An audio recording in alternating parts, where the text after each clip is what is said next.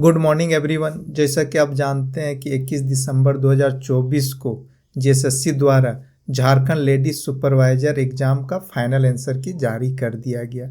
इस final answer की के आधार पर कट ऑफ क्या जाने वाला है, रिजल्ट कब आने वाला है, डीवी के लिए कौन कौन सा डॉक्यूमेंट्स की आवश्यकता है और जिन्होंने अभी भी अपना रिस्पॉन्स शीट नहीं पता किए, मतलब को अपना जानकारी नहीं ले पाए कि कितना मेरा आंसर आ रहा है, इस सब के बारे में अभी बताया जाएगा इस वीडियो में। और इसके अतिरिक्त लास्ट में मैं एक मैसेज देना चाहता हूँ, इसीलिए इस वीडियो का आप जरूर से पूरा देखिएगा।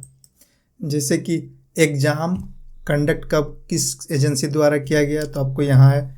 अब ये सब जानते हैं कि जेएसएससी द्वारा किया गया था सीबीटी मोड पे, कंप्यूटर बेस्ड मोड पे, और उसकी एग्ज़ाम आपका 8 सितंबर से 20 सितंबर के बीच में लिया गया था और टोटल सीट 444 है। और इसमें एक सबसे बड़ी बात यह था कि इस एग्ज़ाम में कि जो महिला, विशेष रूप से सिर्फ महिलाओं के लिए, जो महिला ग्रेजुएशन में सोशियोलॉजी, साइकोलॉजी और होम साइंस से किए हैं उन्हीं लोग ही इस फॉर्म को भर सकते थे। तो ये एक बेनिफिट था कुछ महिलाओं का ग्रेजुएशन को लेके। अब चलिए यह जो एग्ज़ाम है, इस एग्ज़ाम में करीब अगर लेडी सुपरवाइजर एग्ज़ाम क्वालिफाई कर देते तो उनका सैलरी लगभग 60,000 रुपया माना गया। और ये इनका मेन वर्क है आंगनबाड़ी में जितनी भी योजनाएं चल रही है उससे जुड़े हुए सारे काम करना, निगरानी करना, देखना।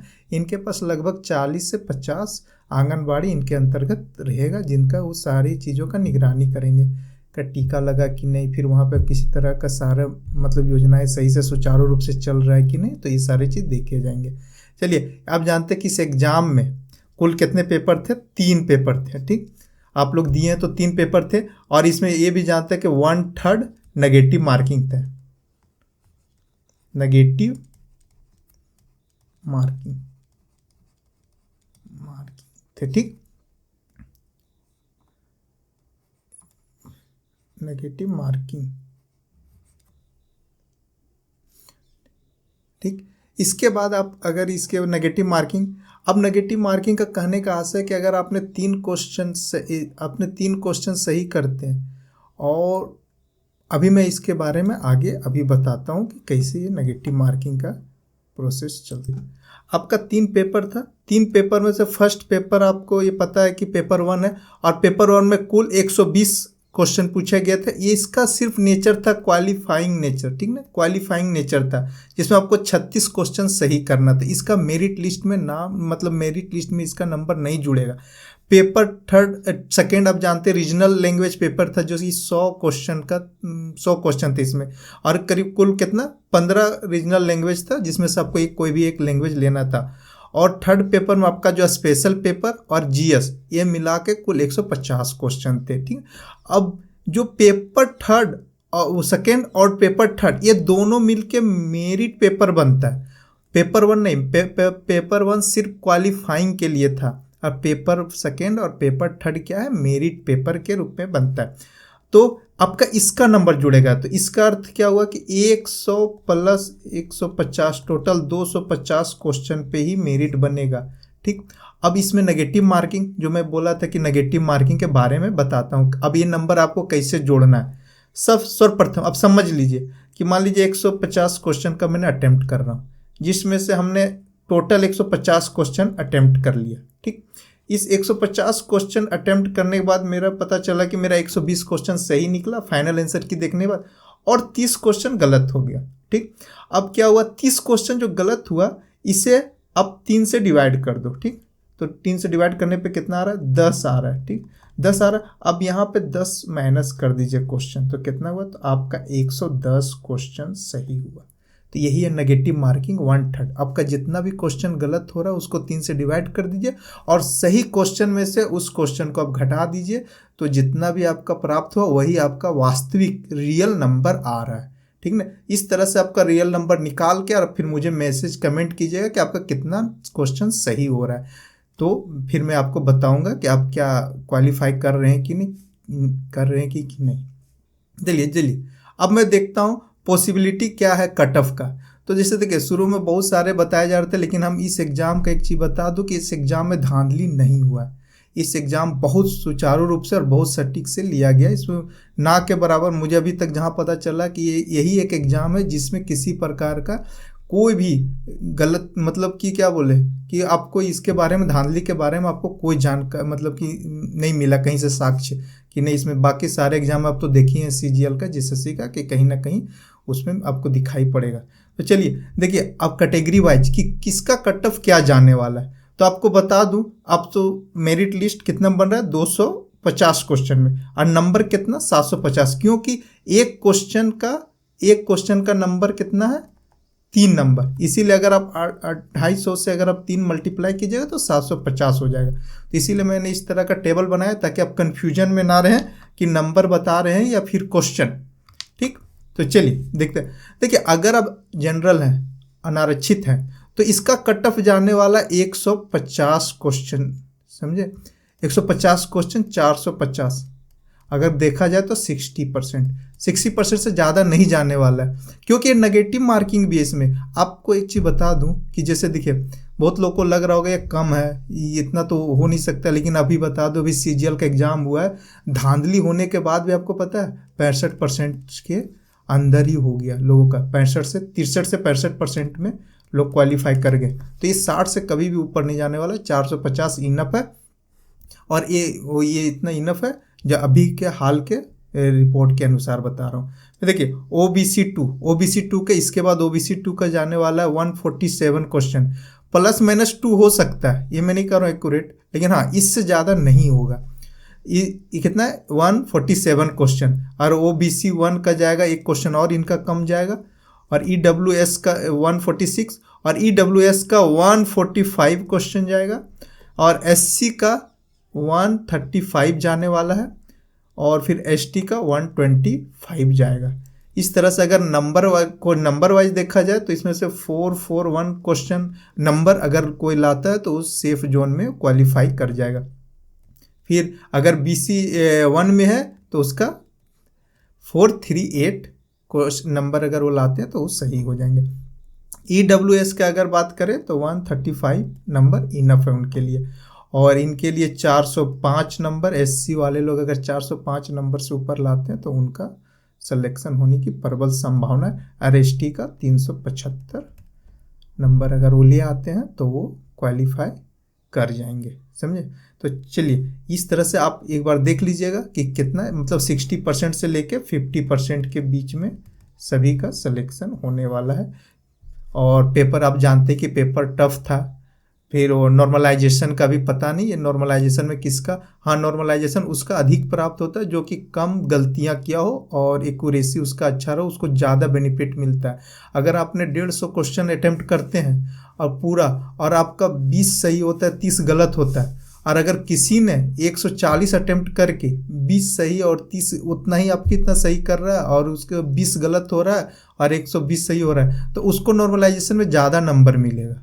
तो ये आप याद रखिएगा, इस तरह से नॉर्मलाइजेशन किया जाता है। चलिए अब देखिए बहुत सारे हैं कि जिनका अब रिस्पॉन्स शीट चेक करने का, कि कब तक आप अपना रिस्पॉन्स आंसर शीट देख सकते हैं कि आपका कितना नंबर आ रहा है। तो वो लास्ट डेट बताया गया है नोटिफिकेशन में कि 25 दिसंबर 2025 तक देख सकते हैं, उसके बाद फिर आपको देखने नहीं दिया जाएगा।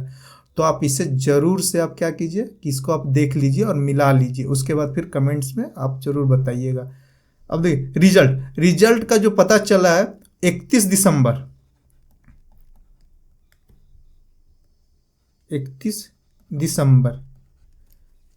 2024 तक, इसके अंदर 31 दिसंबर 2024 के अंदर आपका रिजल्ट आने वाला है, समझे। कब आने वाला है 31/24 तक आपका रिजल्ट आ रहा है, समझे। अगर अभी तक किसी ने अपना आंसर नहीं देख पाया हो कि मेरा कितने सही हो रहा है गलत हो रहा है, तो मैं इसके बारे में अभी बता देता हूँ डिटेल से। आप जाके अपना साइट पे जाके JSSC के साइट पे आप देख सकते हैं। देखिए सबसे पहले आप JSSC साइट जाइए, गूगल क्रोम के माध्यम से JSSC साइट पे जाइएगा तो आपको यहाँ पे लिखा हुआ मिलेगा link for candidate response sheet final answer की, और क्या जेएल लेडी सुपरवाइजर 2004, आप इस पर क्लिक कर देना। ठीक, क्लिक कीजिएगा तो आपको इस तरह से खुला आएगा, link for candidate response sheet. आपको इस खुलने के बाद आपको देखिए यहाँ पे ये का इस लिंक को ना, इस लिंक को आप क्या कीजिए, इस लिंक को आप क्लिक कीजिए। ठीक, इस पे आप क्लिक कीजिएगा तो आपका इस तरह से खुल के आ जाएगा, ये थर्ड स्टेप में यहाँ पे। अब यहाँ पे जब इस तरह खुलेगा तो यहाँ पे आप एप्लीकेशन नंबर डाल दीजिएगा, जो आपका एप्लीकेशन नंबर है, आपका जो एप्लीकेशन नंबर है, और डेट ऑफ बर्थ डालिएगा। डेट ऑफ बर्थ में ऑब्लिक मत डालिएगा, जैसे मान लीजिए किसी का है तो 15 फरवरी 1999, तो आप इस तरह से डालना डेट ऑफ बर्थ, कभी भी उसमें ऑब्लिक वगैरह मत देना। तो इस तरह से डाल के फिर क्लिक कीजिएगा तो आपका खुल जाएगा। खुलने के बाद आपका इस तरह का फॉर्मेट में आएगा। इस फॉर्मेट में आने के बाद आपका ये आ जाएगा। अब यहाँ पे देखिए आपको आंसर की दिखेगा, पेपर 3, पेपर 2, पेपर 1, ठीक ना। तो यहाँ से अपना आंसर की क्लिक कीजिएगा तो आप इस पीडीएफ का डाउनलोड हो जाएगा। तो इस तरह से आपका पीडीएफ ओपन होगा। इस पीडीएफ ओपन होने के बाद यहाँ पे ये जो है ये पूरा है, ये पूरा आपके द्वारा आंसर, जो भी आपने आंसर टिक किया तो वो है, और जो आयोग है, आयोग का आंसर जो फाइनल आंसर किया ये है। आप ये दोनों में मिला लीजिए, कौन सही है कौन गलत है, आपका कितना गलत है, इससे आपका निकल जाएगा। तो दोनों बगल में दे दिया गया है। तो आपका यहाँ पे आपका आंसर है जो उसने आपने एग्जाम में आंसर को टिक किए थे, और ये फाइनल आंसर की का जो आयोग द्वारा जारी किया गया आंसर है वो। तो ये दोनों का आप मैच करके आप पता कर लीजिए कि आपको कितना सही हो रहा है कितना गलत हो रहा है। फिर गलत को 3 से डिवाइड करने के बाद आपका जो भी नंबर आ रहा है उसको फिर जो सही क्वेश्चन से गलत माइनस कर लीजिए, फिर जो आएगा वही आपका वास्तविक रियल नंबर होगा। ठीक, तो इस तरह से तो आपका ये आप चेक करके फिर मुझे ज़रूर कमेंट्स में बताइए कि आपका कितना सही हो रहा है। अब चलिए, जैसे मान लीजिए कि अभी 31 दिसंबर से पहले आपका आने वाला है रिजल्ट, तो आपका डीवी आप तैयार रखिए। डीवी बहुत जल्द बुलाने वाला है आप लोगों को, क्योंकि आप लोगों पर कोई केस नहीं है, कुछ भी नहीं है, और बहुत फेयर तरीके से एग्ज़ाम हुआ है। तो मुझे लगा कि अभी तक जो भी है लेडी सुपरवाइजर ही फेयर तरीके से एग्ज़ाम लिया गया, बाकी सब में तो कुछ ना कुछ कहीं ना कहीं तो धांधली दिखाई पड़ा है। देखिए, डीबी करने, जैसे अगर आपको डीबी में आपका नाम आता है, मैं लिस्ट में नाम आता है डीबी के लिए, तो आपको क्या क्या डॉक्यूमेंट्स की आवश्यकता है। सबसे पहला कि आपको 10 डॉक्यूमेंट तो नेसेसरी है कि 10 डॉक्यूमेंट्स आपके पास होना चाहिए। पहला कि जो अभी आपने एडमिट कार्ड, फर्स्ट क्या है, एडमिट कार्ड जो आपने एग्ज़ाम दिए हैं,